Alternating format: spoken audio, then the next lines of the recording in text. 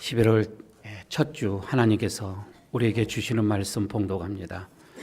창세기 18장 1절에서 5절까지 말씀입니다. 구약성경 21쪽, 22쪽이 되겠습니다. 창세기 18장 1절에서 5절까지입니다. 제가 봉독하겠습니다. 여호와께서 마므렛의 상수리 나무들이 있는 곳에서 아브라함에게 나타나시느니라. 날이 뜨거울 때에 그가 장막 문에 앉아 있다가 눈을 들어본 즉 사람 셋이 맞은편에 서 있는지라. 그가 그들을 보자 곧 장막 문에서 달려나가 영접하며 몸을 땅에 굽혀 이르되 내 주여 내가 주께 은혜를 입어 싸우면 원하건대 종을 떠나 지나가지 마옵시옵고 물을 조금 가져오게 하사 당신들의 발을 씻으시고 나무 아래서 씻소서. 내가 떡을 조금 가져오리니 당신들의 마음을 상쾌하게 하신 후에 지나가소서. 당신들이 종에게 오셨음이니이다. 그들이 이르되 내 말대로 그리하라. 아멘. 옆에 있는 분들과 인사 한번 나누도록 하겠습니다. 한 주일 동안 잘 계셨습니까? 인사 한번 나누시고요. 예.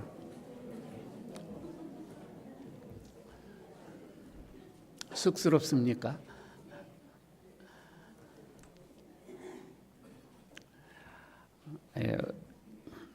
오늘은 특별히 제가 우리 에일교회에 부임한 지가 6년째 되는 날입니다.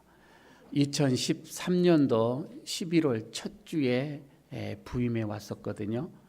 벌써 5년이 지나고 6년째 이제 들었습니다. 여러분들 기억은 전혀 나지 않으리라고 생각을 하고요.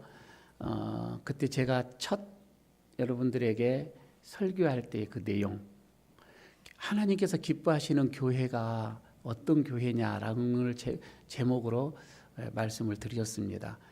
그 첫 번째가 교회는 어떠든 간에 기도를 많이 해야 된다. 기도하는 교회, 그 다음에 서로 사랑하는 교회, 그리고 이웃들에게 칭찬을 받는 교회, 그리고 네 번째는 날마다 매주마다 구원 얻는 성도들이 많아지는 교회, 이렇게 네 가지 대지를 가지고서 말씀을 드린 게 저는 기억을 하고 있습니다. 5년이 지나고요. 저희 교회를 이렇게 제가 이제 돌아보죠. 일주일 동안 많은 생각을 했습니다. 얼마만큼 우리 교회가 하나님께서 기뻐하는 교회로 변해되어 갔는가. 아직도 멀고 멀었지요. 그래서 그리스도의 장성한 믿음의 분량까지 가야 한다고 하는 것이 맞고요. 이런 하나님께서 기뻐하시는 교회로 변해져 가기 위해서는 무엇보다도 우리들의 마음, 개개인의 성도들 마음 하나하나가 변하지 않고서는 결국 그 일은 일어날 수 없기 때문에 그렇습니다. 우리의 생각, 우리의 모든 삶이 성경적인 가치관, 주님의 생각과 주님의 마음으로 변하지 않고서는 일을 이루어갈 수가 없겠지요. 오늘 6년째 접어들면서 다시 한번 여러분들에게 이렇게 말씀을 드리고 싶습니다. 참, 우리 에일교회가 하나님께서 기뻐하는 교회가 되기 위해서는 먼저 우리들의 자신이 하나님 앞에 기쁨의 사람이 되어져야 될 텐데, 우리 그리스도인들 말이에요. 우리 하나님의 자녀된 자들 말이에요. 우리가 어떻게 살아야 될까? 어떻게 생활해야 될까? 어떻게 우리가 남은 삶을 살아야 될까? 우리들 해야 할 일이 뭘까? 이렇게 생각을 하면서 오늘 우리 그리스도인들이 해야 할 일들, 이 제목을 가지고서 말씀을 드리고자 합니다. 오늘 말씀 속에서 하나님의 음성을 듣는 은혜가 있기를 바라겠습니다. 창세기 17장에 가서는 중요한 사건이 하나가 있었습니다. 뭐냐면 하나님께서 아브라함을 부르시고 여러 가지 사건들이 있었지만 이제 너는 내 백성이다. 너는 내가 택한 백성이다. 이런 언약을 맺는 게 나옵니다. 그런데 이 언약을 이제는 말로만 하는 게 아니라 너희 몸에 언약에 대한 징표를 새기자 이거였거든요. 그래서 그 언약의 징표로서 할례를 하게끔 했습니다. 그래서 17장에서는 할례가 나오죠. 아브라함의 가족들을 다 할례를 시켰어요. 그러면서 이제 너는 내 백성이다. 이거를 징표로 보여주는 거죠. 아니 다른 사람들한테도 이 징표가 저는 하나님의 자녀입니다 라고 이렇게 고백을 할 수도 있게 되어지는 것이지요. 저는요, 그러면서 18장으로 이렇게 넘어오면서 이제 하나님의 백성이라면, 하나님의 자녀라고 한다면, 하나님과 이런 언약을 맺은 자라고 한다면 어떻게 살아야 되느냐라고 하는 것을 이제 18장에서 초점을 맞춰서 가게 되어집니다. 저는 이 시점에서 여러분들과 저에게 이런 반문을 하는 거예요. 여러분 모두가 여러분 하나님의 자녀 맞지요? 우리는 빌로 뭐 할례라는 것으로 통해서 하나님의 자녀가 되어지는 것은 아니에요. 우리는 예수 그리스도의 이름으로 구원받는 하나님의 백성입니다. 여러분 이건 우리가 모두가 믿는단 말이에요. 그런 구원을 받았다라고 하는, 예수 그리스도로 인하여서 구원을 받았다. 여러분 이 징표가 뭐냐면, 징표로서 우리는 할례로서가 아니라 우리는 뭐죠? 세례로 이런 징표를 우리가 내놓기도 했던 것이지요. 그렇다면 하나님의 백성으로서, 여러분 오늘도 마찬가지입니다. 우리 하나님의 백성, 하나님의 자녀, 그리스도인들, 우리는 어떻게 살아야 할까? 우리는 어떠한 일들을 해나가야 할까? 이거이지요. 오늘 본문 속에 보면 아브라함의 이 모습 속에서 뚜렷하게 그 세 가지를 우리가 볼 수가 있습니다. 그 첫 번째가 뭐냐? 가장 먼저 뭐냐면 우리의 삶 속에서, 일상의 삶 속에서 그리스도의 어떤 이런 모습을 우리가 나타내야 한다라고 하는 것입니다. 여러분 지금 저는요, 여러분들의 여기에서 여러분들을 보게 되면 모두가 다 그리스도의 모습이에요. 여러분들의 모습을 보면 다 예수님 닮은 것 같아요. 다 예수님, 예수님 믿는 사람이다. 충분히 이해가 돼요. 문제는 여러분 이 교회를 떠나서 여러분의 가정에서, 여러분의 직장에서, 여러분의 사업장에서 과연 다른 믿지 않는 사람들에게 저분은 예수 믿는 사람이다 라고, 아니 우리가 나는 예수 믿는 사람 이렇게 말하지 않고요, 우리들의 삶으로 통해서 이런 예수의 향기가 나타나느냐 이거이지요.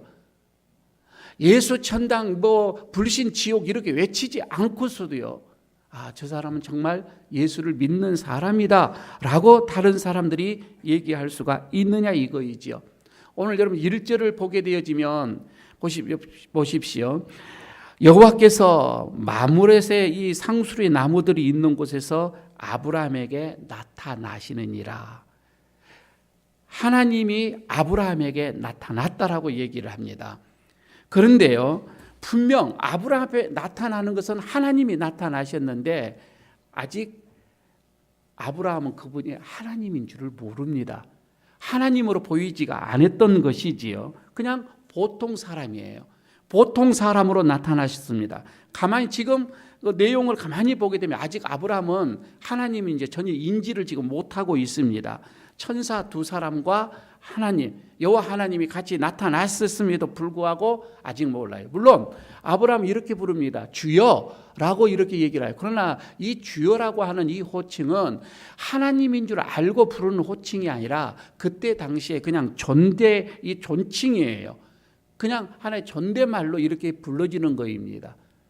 그렇기 때문에 자신에게 다가온 지금 하나님이라고 해서 주여라고 하는 것이 아니라고 하는 거예요. 예수님의 당시에 그 하나님이신 예수님이 나타나셨음에도 불구하고 그들이 선생님, 랍비여 이렇게 부르는 것과 어떻게 보면 같은 것입니다. 아브라함이 하나님을 전혀 왜 알지 못했을까? 이유는 간단합니다. 하나님이 숨기셨어요. 내가 하나님이시라고 하는 것을 숨기고 나타났던 거이죠. 문제는 이거입니다. 그러니까 이 1절 속에서 왜 하나님이 아브라함에게 숨기고 나타나셨을까 이거예요. 왜 무엇 때문에 숨기셨을까? 곰곰이 생각해 보니 앞에 하나님은 지금 아브라함과 언약의 이 징표로서 할례를 다 받고, 아브라함도 이제 나는 언약의 백성이다, 나는 하나님의 백성이다 라고 만방에다 지금 선포를 한 상태다 말이에요. 그래서 하나님은 그래 네가 정말로 하나님의 백성, 나의 백성이 나의 언약의 백성이냐, 이거를 시험하기 위해서 나타나신 거예요. 시험하게 나타나셨는데 하나님으로 인해서 하나님의 모습으로 나타나면 그걸 뭘 못하겠습니까? 그래서 인간의 모습으로 이렇게 나타나셨던 거이죠. 그리고 시험도요, 아주 거창한 시험이 아니에요. 아주 평범한 거, 일상의 생활에서 느낄 수 있었던 거.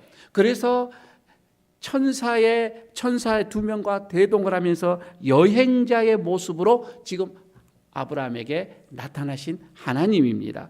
여러분, 여행자의 모습 속에서 하나님이 아브라함에게 무슨 시험을 할 수가 있겠습니까? 이거는 그때 당시의 문화를 이해를 해야만이 가능한 말씀입니다. 우리는 예수님께서 12제자를 파송을 할 때도 예수님께서 이렇게 말씀을 하시는 것이 기억나지요. 마태복음 10장 42절의 말씀입니다.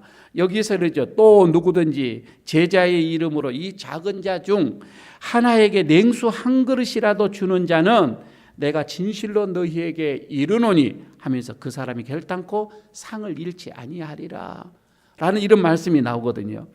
작은 자에게 냉수 한 그릇을 주는 것, 여러분 이거 뭐 별로 어려운 일 아니잖아요. 이거는 우리들의 문화 속에서 그렇게 생각이 되어지는 거예요. 그러나 그때 당시는 그 지역은 그렇지가 않다라는 겁니다. 이스라엘이라고 하는 그 나라 사막의 기후잖아요. 그래서 물이 아주 귀한 그런 지역입니다. 게다가 뭐 오늘날처럼 뭐 교통수단이 뭐 있어서 뭐 자동차로 언제든지 물을 마시고 싶으면 어디에서 가서 사올 수 있는 그런 상황이 아니라 이 말입니다. 어디 보면은 3000년 더 그 전의 일들인데 아브라함이 이때는요 그냥 여행을 가다가요 거기 지금 물이 없기 때문에 주변의 사람들의 도움이 아니면 그냥 죽을 수밖에 없는 거예요. 그런 죽음을 각오하고 여행을 사막을 횡단을 해야 하는 그런 일들이지요. 그래서 이런 여행객들은요 자신의 이 생명은 자동적으로 주변에 있는 지역에 있는 주민들에게 의탁을 할 수밖에 없습니다. 사막의 뜨거운 그 햇빛 아래서 물을 마시지 못함으로 인해서 죽은 자들이 허다하게 많이 있기 때문에 그렇습니다. 그래서 그때 당시에 그런 사람들에게 물 한 그릇을 대접을 하는 것, 냉수 한 그릇 대접을 하는 것은 생명을 살리는 길입니다. 더군다나 이런 사람들에게 어떤 뭐 식사를 대접한다. 이거는 덕목 중에서도 정말 아름다운 덕목이죠. 그때 당시에는 그랬다 이 말입니다. 유목민들이었잖아요. 유명물 그들은 지나가는 길손을 대접하는 것 가장 아름다운 그런 덕으로 그때 당시에 생각을 간주를 했었습니다. 하나님은 지금 그런 기본적인 가장 어떻게 보면 일상생활에서의 그런 기본적인 덕목을 가지고서 아브라함을 시험을 하는 거예요. 여행자의 모습으로 이렇게 나타나는 겁니다. 정말 내가 내 백성이냐? 정말 할례받은 나의 백성이냐? 그러면 이 여행자를 어떻게 네가 대접을 할 거냐 이거예요. 이런 모습으로 아브라함에게 나타났고 아브라함은 그 하나님의 시험에 지금 서 있는 거입니다. 저는 오늘 이 말씀이 오늘 우리들의 꼭 아브라함에게만 국한된 것이 아니라 우리 모두입니다. 우리 모두에게 묻습니다. 오늘 여러분들 모두가 우리는 십자가의 그 피로 우리는 다 구원을 받은 자들입니다. 우리는 다 마음의 할례를 받은 자들이에요. 우리는 다 세례를 받은 자들이에요. 그래서 하나님의 백성이 됐어요. 우리는 그리스도인이 됐어요. 우리는 천국의 백성이 됐어요. 오늘 하나님이 우리에게 그래 네가 정말로 세례를 받고 하나님의 백성 내 백성이냐? 정말 네가 천국의 백성이냐? 하나님께서는 시험을 하시는데 그게 거창한 시험이 아니라 이 말입니다. 여러분 그거는 우리의 일상생활에서 우리의 삶 속에서 아니 여러분들의 가정생활에서 여러분들의 친구들과의 어떤 이런 관계 속에서 여러분들의 사업장에서 소소한 것에서 하나님이 우리들에게 시험을 하고 있는 것입니다. 정말 그리스도의 모습으로 살아가냐 이거예요. 정말 그리스도의 그 마음으로 살아가냐 이거예요. 정말 믿음의 어떤 그런 자녀답게 살아가냐 이거예요. 아니 어떻게 보게도 여러분요 우리는 조그만 이익 때문에 내가 예수를 믿는다고 하는 내가 그리스도인이라고 하는 것을 다 숨겨버립니다. 내가 그걸 나타내는 거예요. 내가 좀 그리스도의 향기를 나타내는 게 그렇게 말처럼 쉽지는 않습니다. 평상시에는 가능할 수도 있지만 조그마한 이득이 앞에 왔을 때는 얼마나 여러분 우리가 갈등을 많이 일으킵니까? 내가 이것을 나타내야 되느냐 말해야 되느냐. 여러분 그런 속에서 하나님은 우리에게 시험을 하고 있다 이거이지요. 여러분 이것은요 사도 바울이 이렇게 얘기를 합니다. 로마서가 16장인데 11장까지는 계속해서 교리를 이렇게 교리에 대해서 쓰다가 12장에 딱 넘어오면서 이렇게 얘기하죠. 너희의 그 몸을 하나님이 기뻐하시는 거룩한 산 제사로 드리라, 이렇게 얘기가 나오죠. 너희의 몸을 하나님께 드려라라고 얘기했을 때 그 우리의 몸이 드려지는 게 뭐예요? 우리의 삶을 드려라, 그 뜻이겠죠. 우리의 삶을 드려라고 하는 겁니다. 여러분 이게 산 제사로 표현을 한 거예요. 우리의 삶을 온전히 하나님이 기뻐하시는 그런 모습으로 드려지는 게 우리 일상의 예배가 되어진다 이거이죠. 여러분 우리가 정말 하나님의 백성이라면, 천국의 백성답게 여러분 우리가 살아간다면, 아니 하나님의 복을 누리기를 우리가 받기를 그렇게 소원한다면, 우리는 이 교회당, 이 예배당이 아닌 밖에 나가서도 여전히 예수 믿는 자의 모습, 예수 믿는 자의 그 마음, 그리스도인의 그 모습을 우리가 내 속에서 내 모습에 나타내줘야 한다 이 말입니다. 이게 하나님은 우리가 해야 할, 그리스도인이 해야 할 첫 번째입니다. 두 번째, 오늘도 본문을 보게 됩니다. 하나님이 말씀하시는 것은 뭐냐면 하나님과의 교제를 우선순위해라 이거입니다. 하나님과의 교제 우선순위입니다. 제일 먼저다 이거이지요. 자, 아브라함은 손님을 위해서 정성을 다해서 식사를 준비를 합니다. 그리고 이제 하나님과 두 천사와 함께 아브라함이 나무 그늘에서 즐거운 식사를 합니다. 상상을 한번 해보시기를 바랍니다. 그게 오늘 우리는 5절까지 읽었지만 8절에서 보게 되면 그 광경이 나옵니다. 이런 8절을 같이 한번 읽도록 하겠습니다. 아브라함이 엉킨 젖과 우유와 하인이 요리한 송아지를 가져다가 그들 앞에 차려놓고 나무 아래에 모셔 섬에 그들이 먹은지라. 아브라함이 하나님과 시원한 나무 그늘, 그렇게 때학빛에서, 또한 그런 어떤 사막과 같은 어떤 그런 지역에서 한번 생각해 보십시오. 그늘 안에서 만찬을 지금 즐기고 있는 이 모습입니다. 그런데요, 구약 성경을 보게 되어지면 이렇게 하나님과 이 백성들이 또 사람들끼리 이 언약을 체결한 다음에는 반드시 그 뒤에는 식사를 하는 게 나옵니다. 식사를 하면서 교제를 나누게 되어지죠. 이게 그때 당시에 그들의 풍습이었습니다. 문화였던 것이지요. 출애굽기 24장에서 나옵니다. 하나님께서 시내산에서 하나님과 이스라엘 백성들의 언약이 맺어지고, 그리고 그 다음에 바로 이스라엘 백성은 다 함께 기쁨의 잔치를 벌이는 게 나옵니다. 하나님과 백성이 이제 언약을 맺었다 이거이죠. 그러면서 잔치가 거창하게 이루어지는, 식사를 나누는 장면이 나오죠. 여러분 우리가 그 레위기에서도 보면 하나님께 향하는, 하나님과 교제하는 어떤 이런 제사가 여러 가지가 나오는데, 그 제사 중에 하나에서도 화목제라고 하는 것이 있습니다. 이 화목제는 다른 제사와 달리 하나님 앞에 가지고 나온 그 제물을, 제사를 드린 다음에 그 자리에서 나누어 먹는 게 그게 화목제예요. 그런 하나님과 함께 교제를 나누는 것이라고 하는 거이죠. 이런 어떤 그 먹음으로 인해서 교제. 그런데 이게 신약에 와서 예수님의 시대 때도 이게 계속해서 이어지는 게 나옵니다. 여러분 예수님께서 사역을 하실 때에 삭개오의 집에 들어가서 무엇을 하죠? 식사를 하는 게 나옵니다. 마르다 마리아 집에 가서도 식사하는 게 나옵니다. 혼인잔치가 나옵니다. 아니 예수님께서 십자가를 지시기 전에 그 전날 밤에서도 마가의 다락방에서 뭐가 나오죠? 마지막 만찬이 나옵니다. 만찬을 하게 되어집니다. 예수님께서 다음에 재림을 하실 때, 여러분 우리가 다 그의 주님의 재림과 동시에 우리가 휴거를 한다면 그때 뭐가 되죠? 혼인 잔치에 들어가게 되어집니다. 성경에는 끊임없이 이렇게 식사, 잔치가 나오면서 거기 이 잔치에는 먹는 것이 나옵니다. 여러분 우리가 이 먹는다, 이 식사한다, 여러분 이건 무엇을 의미합니까? 교제를 의미하는 거잖아요. 교제예요.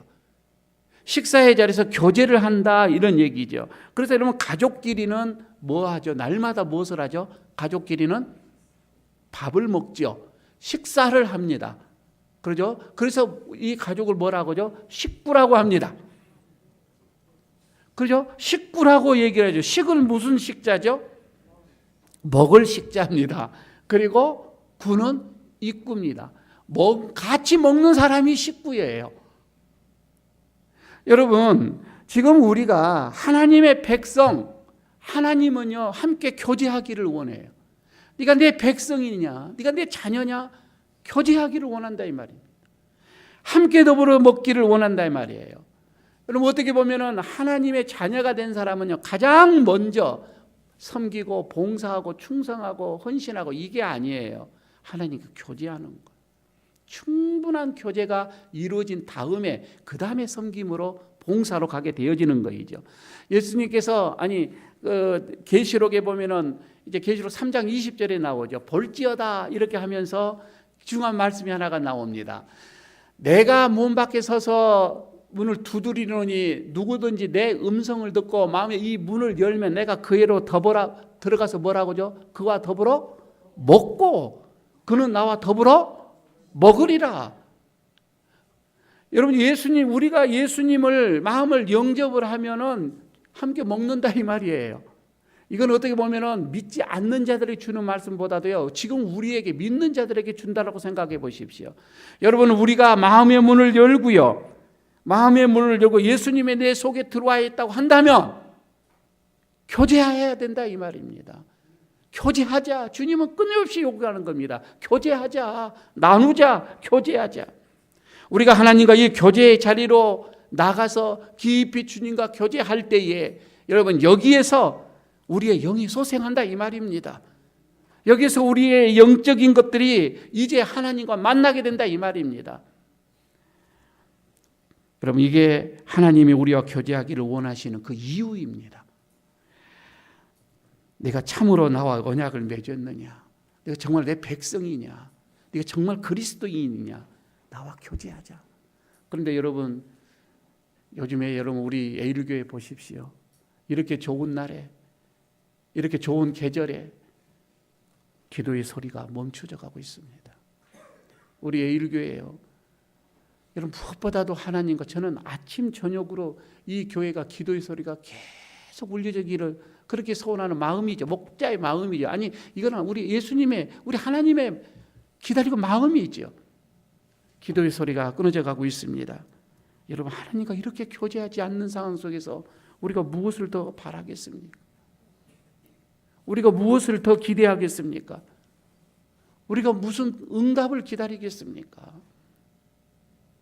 하나님은 우리에게 직분을 주시고, 하나님은 우리에게 은혜를 주시고, 하나님 우리에게 기회를 주시는 거, 교제하자, 나누자. 끊임없이 주님께서는 우리에게 이렇게 말씀을 하고 있습니다. 우리 그리스도인들이 해야 할 일, 교제입니다. 세 번째, 오늘 마지막 하나 더 보도록 하겠습니다.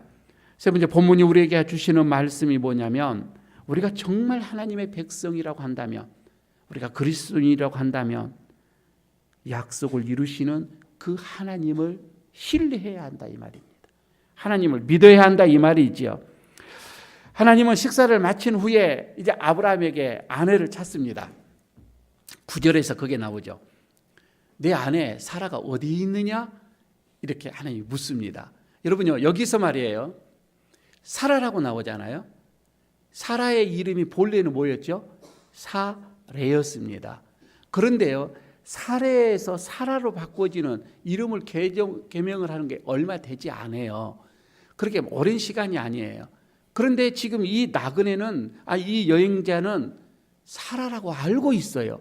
여기서 아브라함이 번쩍 생각합니다. 이거는 사람이 아니다.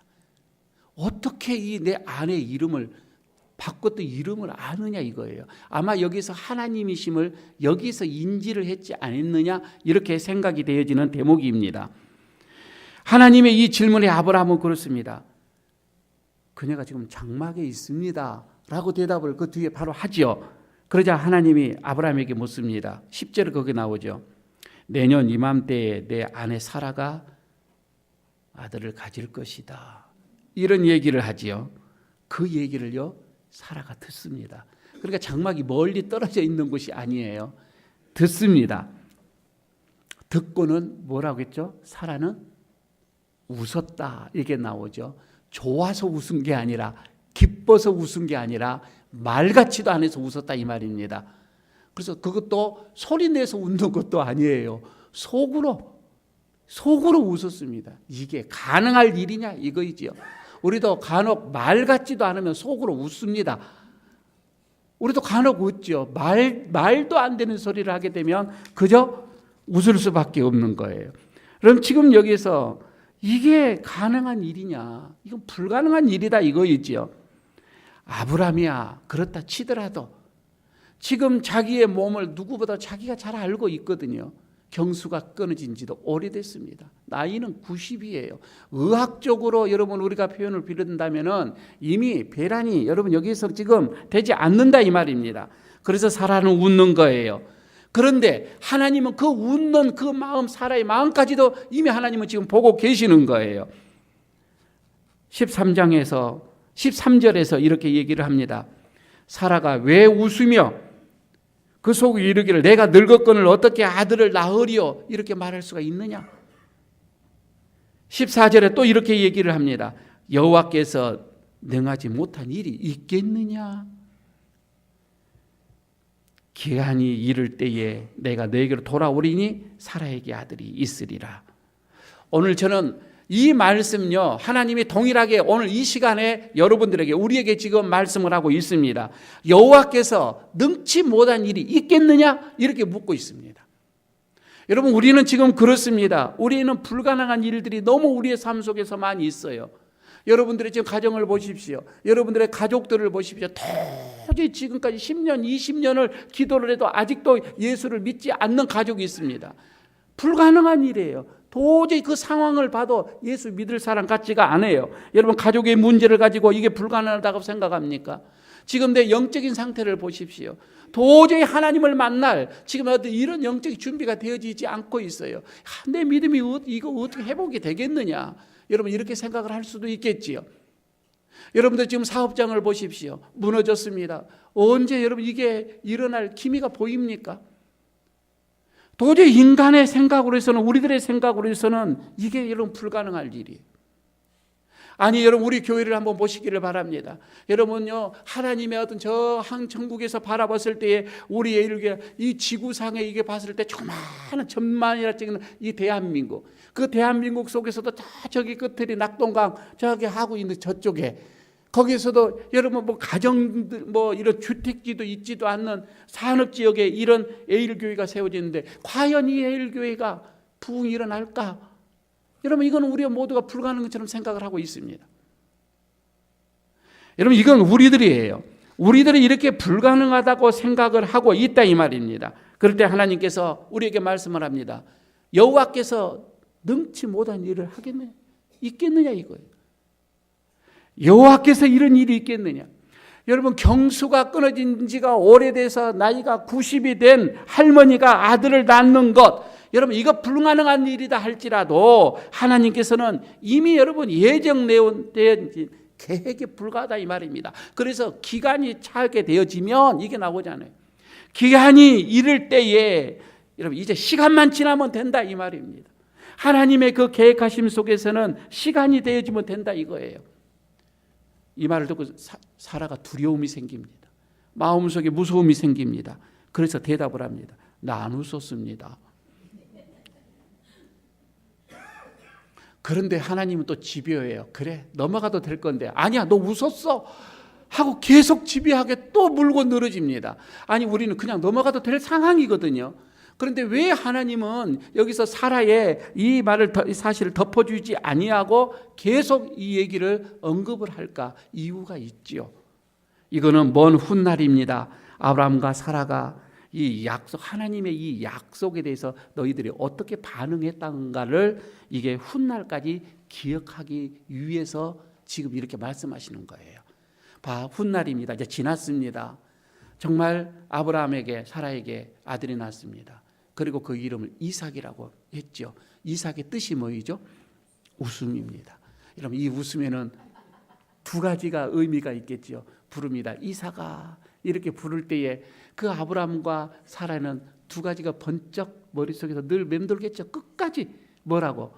내가 믿지 못해서 웃었던 거, 내가 속으로 웃었던 거, 그 다음에 또 하나가 있다면 내 일생에서, 내 인생에서, 내 삶 속에서 가장 큰 기쁨, 환희에 찬 그 세상에서 그 어떠한 것과도 바꿀 수 없는, 정말 세상에서 인생에서 가장 커다란 그 기쁨, 그때 웃는 그 웃음이 있죠.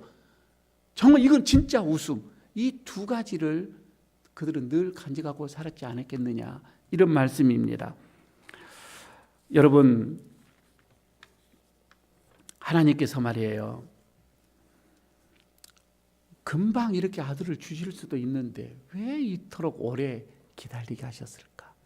75세에 불어서 약속을 했을 때 25년 걸렸습니다. 그렇죠. 25년이 걸렸고요. 아니 1년 이제 곧 있게 될 것이다. 금방 이렇게 주실 것을 왜 이렇게 하나님께서 오랫동안 기다리게 하셨을까? 사라가 하나님의 말씀을 들을 때에 웃을 수밖에 없는 그런 상황까지 몰고 가서 왜 하나님이 이렇게 응답을 하셨을까? 빨리 주셨더라면 이렇게 우리의 마음이 쫄이지도 않았을 건데, 빨리 주셨더라면 하나님 앞에 범죄한 일도 없었을 텐데, 불평하거나 불만한 일도 없었을 텐데, 빨리 주셨더라면 어떤 이스마엘이라고 하는 그런 시행착오도 하지도 않았을 텐데, 여러 가지 여러분 우리가 생각을 할 수가 있단 말이에요. 그러나 여러분, 우리가 이 하나님이 이렇게 늦게 주시는 것은 우리가 이 불가능한 상황, 정말 우리가 불가능에 처해 있을 때에, 우리의 힘으로는 도저히 할 수 없을 때에 하나님을 신뢰하고 믿고 의지하고 그 믿음을 연단시키기 위한 하나님의 하나의 계획이었다, 이 말입니다. 우리는 왜 이제 주셨습니까? 라가 아니라 하나님은 계획하심이에요. 우리 믿음을 위해서 계획하심이에요. 한번 여러분 지난날에 내 삶을 한번 보십시오. 언제 여러분 믿음이 쑥 자랐습니까? 평안할 때에 쑥 자랐습니까? 그것이 아니었잖아요. 어렵고 힘들고 고난이 있고 공고할 때, 그때 우리가 하나님을 찾고 의지하고 교제할 때 우리 믿음이 올라갔었잖아요. 그때 우리의 믿음이 자랐었다, 이 말입니다. 하나님은 불가능한 상황 속에 우리에게 찾아오십니다. 그리고 말씀합니다. 교제하자. 지금 오늘 본문을 보십시오. 하나님이 이삭을 딱 주고 나고 이제 교제하자, 이렇게 말씀하셨습니까? 아니다, 이 말입니다. 이미 잉태하기 전이에요. 아직은 지금 사라가 마음속에, 이제 사라의 이 몸속에 이삭이 있기 전이에요. 있기 전인데 하나님은 1년 전에 먼저 오셔서 이 불가능한 상황 속에서 나와 교제하자, 이렇게 지금 요구하고 말씀하고 있다, 이 말입니다.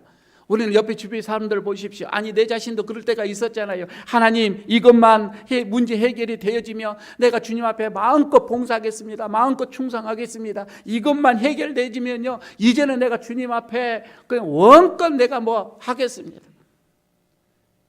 단언컨대요, 절대 그런 일은 안 일어납니다. 있을 수 없어요. 왜? 성경은 주님은 그렇게 방법하시지 않았거든요. 문제를 잘 해결되니까 이제 봉사한다, 이제 헌신한다. 아니요, 그렇지가 않습니다. 하나님은 어려울 때에, 우리가 불가능할 때에 그때 교제하자, 이렇게 지금 요구하고 계시는 거예요. 그러니까 이 말씀이 무슨 말인가 하니, 문제 해결이 우선이 아니라 이 말입니다. 문제 해결이 우선이 아니에요. 하나님과 교제하는 것이 우선이에요. 하나님과 먼저 나와서 교제를 하고 하나님을 만나고, 하나님과 만남으로 인하여서 여러분 내가 내 믿음이 변화가 될 때에 그때의 환경이 비로소 바꿔지더라, 이 말입니다.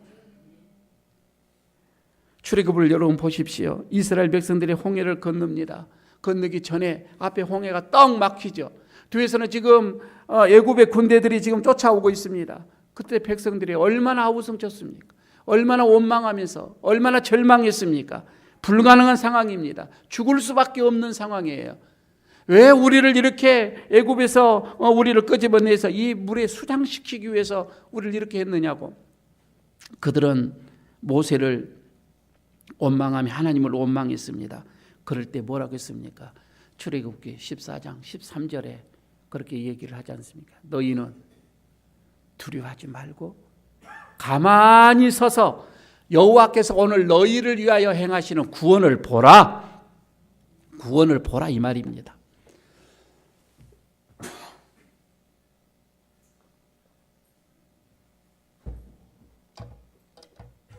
그러자 사람들의 생각에는 도저히 불가능한 일들이 일어납니다.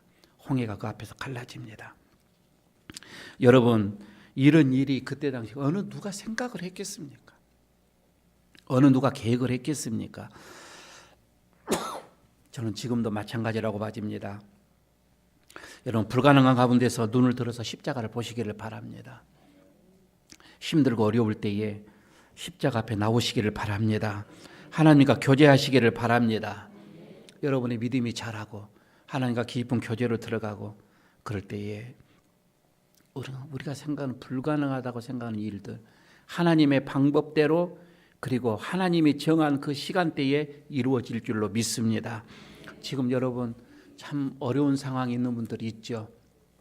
도저히 불가능한 상황 속에 인생에 고민하신 분들이 있죠. 막다른 길에 와신 분들, 성도들 여기 있을 것입니다. 더군다나 마음의 문이 열리지 않고 지금 여러분들의 마음이 무너져 내려가는 절망 가운데 있는 분들이 있습니다. 내 인생의 삶이 끝이다. 이렇게 생각하면서 지금 절벽에 서 있는 그런 분도 아마 여기에 있을 수도 있습니다. 오늘 이 시간 말씀합니다. 십자가를 바라보라 이 말입니다. 주님께로 나오시라고 합니다. 교제하자고 합니다. 그리고 하나님을 믿으라고 말씀을 합니다. 작은 우리들의 삶 속에서 하나님의 그리스도의 이 모습을 나타내십시오. 하나님께서 우리에게 기쁨을 주실 줄로 믿습니다. 웃음을 주실 줄로 믿습니다.